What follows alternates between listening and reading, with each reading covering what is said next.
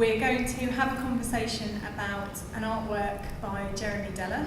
We're going to be asking lots of questions, and the aim of the afternoon is not that we reach a consensus and we all agree, but rather the process of talking through those questions, exchanging ideas, giving opinions.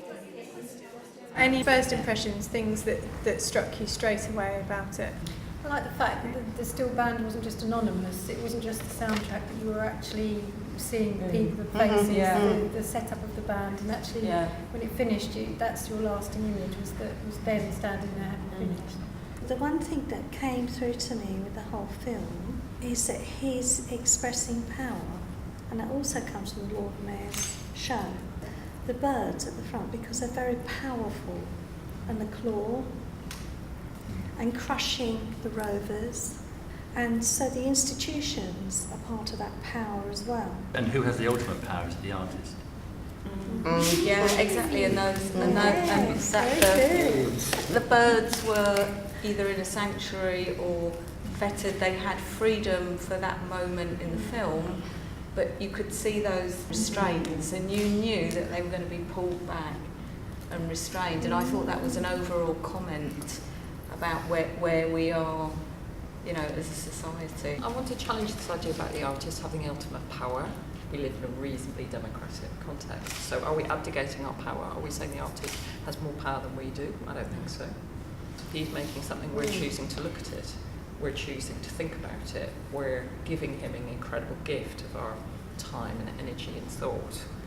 And we have the capacity and agency to act in any way we want. The music was played on tin pans, and black people and white people. And then the bit at the end with the children, they were all different colours. Now, was he trying to show that that's English magic? With the bit with the Lord Mayor's thing, I mean, he obviously chose the bits that he wanted to show, right? So he showed all these older white people, mostly men, with one black soldier. Now, why would he do that? Why would he just be choosing lots and lots of white people in a country where there's quite a mixture of people there? I just wonder how much of that is him choosing the people that he works with, and how much is it a call out to people to get involved? Because I know that's like a really strong thing that runs through his work, is people coming together and creating something together. How much control does he actually have over that, and is that important? Because that question that you just asked can rely totally on that choice that he makes. What he's showing us is our feelings about our own institutions, that I feel one way about something and I think, oh, that's slightly strange, that's slightly silly, or that's ridiculous, or that's majestic or powerful, but it's actually what he's showing us. It's a mirror. It's asking us to look at how we perceive these things, not necessarily how he perceives them. How do we perceive them? How do we think about them? What magic does is transform something. So we have English magic, and maybe, and I know we're not supposed to be giving an answer, but maybe he's asking us to think about how England is being changed, and that is the change that's going on.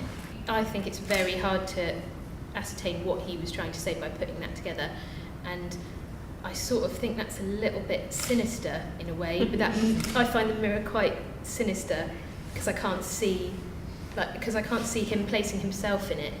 That's what I find slightly difficult to negotiate in a way. I was thinking there's actually quite a lot of subtlety in it as well, and ambiguity.